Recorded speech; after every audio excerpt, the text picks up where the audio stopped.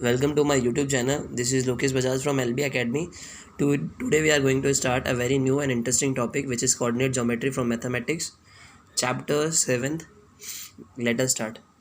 Find the distance between the following pair of points. हमको यहाँ पे दो पेयर ऑफ पॉइंट दिए रहेंगे जैसे 2,3 और 4,1. ठीक है, अब ये हमको पेयर दिए हुए इसके वजह डिस्टेंस निकालना. ये एक्चुअली होता क्या है तो उसको समझाता हूँ.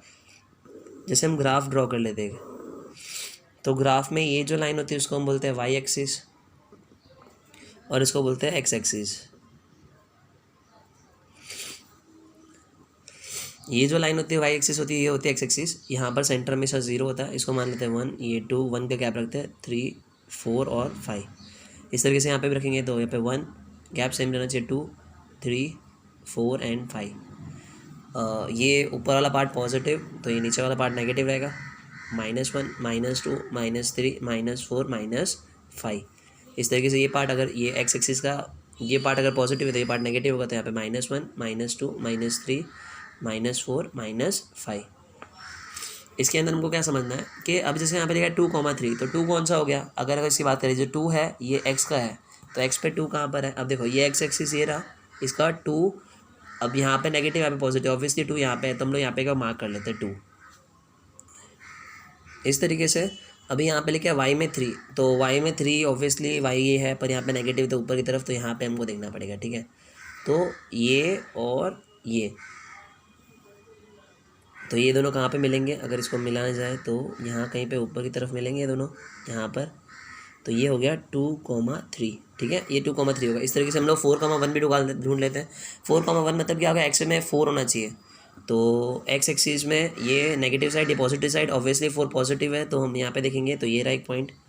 और इसके अंदर बोला y1 होना चाहिए तो y1 ये रहा, क्योंकि y में नेगेटिव होता नीचे तो ऊपर की तरफ 1 देखेंगे तो ये रहा. तो ये कहाँ पर मिल रहा है, कहीं पे मिल रहा है ये लोग तो यहाँ से ऐसे. ठीक है, ये हो गया 4,1.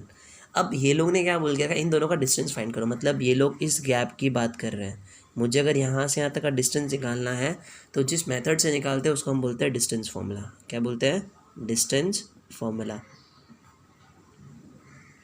डिस्टेंस फॉर्मूला की मदद से हम पता लगा सकते हैं कि अगर कोई कोऑर्डिनेट्स दिए हुए हमको कोई ग्राफ में तो उनके बीच में डिस्टेंस कितना होगा तो उसको हम डिस्टेंस फॉर्मूला से निकाल सकते हैं. तो मुझे अगर सपोज 2,3 से लेके 4,1 तक अगर डिस्टेंस निकालना है तो हम लोग डिस्टेंस फॉर्मूला की मदद ले लेंगे. अब डिस्टेंस फॉर्मूला होता क्या है तो इसको हम देखते हैं. डिस्टेंस फॉर्मूला क्या होता है देखते हैं. डिस्टेंस फॉर्मूला होता है √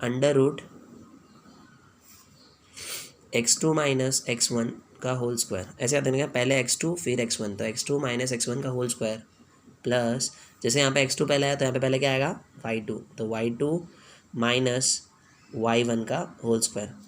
जस्ट एक बार रिपीट कर लेते हैं.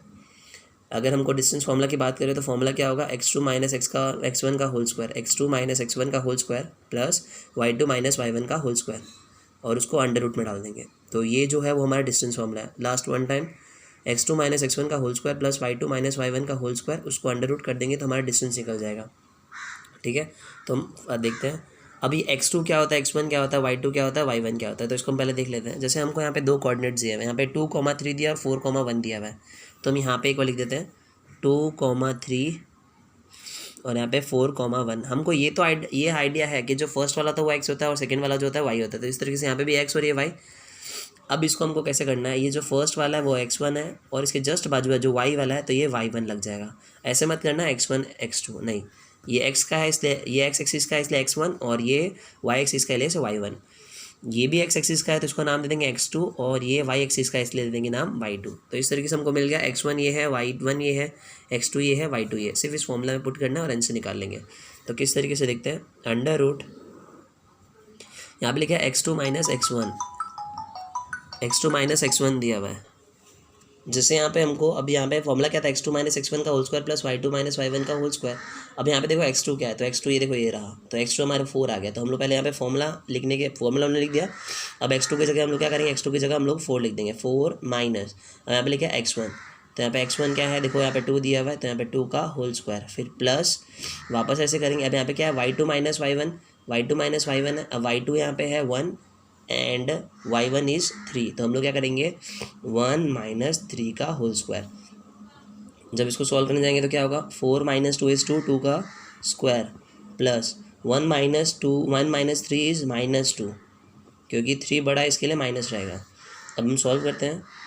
अब यहाँ पे 2 का स्क्वायर क्या होता है, 4, और -2 का स्क्वायर भी 4 होता है, क्योंकि -2 इंटू -2, जैसे -2 का स्क्वायर है, अगर -2 इंटू -2 करने जाऊँगा तो माइनस माइनस प्लस, और 2 2 ज़ा 4, तो आंसर हमारा प्लस में आ रहा है, और इन दोनों को प्लस करेंगे तो 8 आएगा। तो यहाँ पर हमारा आंसर आ गया √8, मतलब इन दोनों का जो डिस्टेंस है वो √8 है। फर्दर अगर इसको हम थोड़ा सा देखे जाए, सॉल्व करने जाए, तो प्राइम फैक्टराइजेशन मेथड सबसे बेस्ट मेथड है, जिससे हम उसका रूट का वैल्यू निकाल सकते हैं। जैसे यहाँ पे 8 रखा, तो 2 के टेबल में 4, 2 के टेबल में 2, 2 के टेबल में 1। तो जब भी अंडर रूट रहता है तो हमेशा 2 के सेट निकालने के, तो यहाँ पे 2 का एक सेट निकल गया, तो यहाँ पे 2 बाहर हो जाएगा, बट फिर भी एक 2 रह जाएगा। तो ये, तो मैं √8 बोलूँ या 2√2 बोलूँ, दोनों एक ही है। √8 बोलो या 2√2 बोलो, एक ही है। तो इस तरीके से हमको मिल गया कि यहाँ पर ये जो गैप था इन दोनों के बीच का, वो कितना हो गया, हमारा डिस्टेंस मिल गया, ये √2 क्या आ गया, 2√2 या √8। तो इस तरीके से हमने क्या समझा कि अगर हम लोग को 2 कोऑर्डिनेट्स दिए रहेंगे, अगर हमको ग्राफ में 2 कोऑर्डिनेट दिए हैं, तो उनके बीच में अगर डिस्टेंस निकालना है हमको, तो वो किसकी मदद से निकाल सकते हैं, हम लोग डिस्टेंस फॉर्मूला की मदद से निकाल सकते हैं। Thank you friends.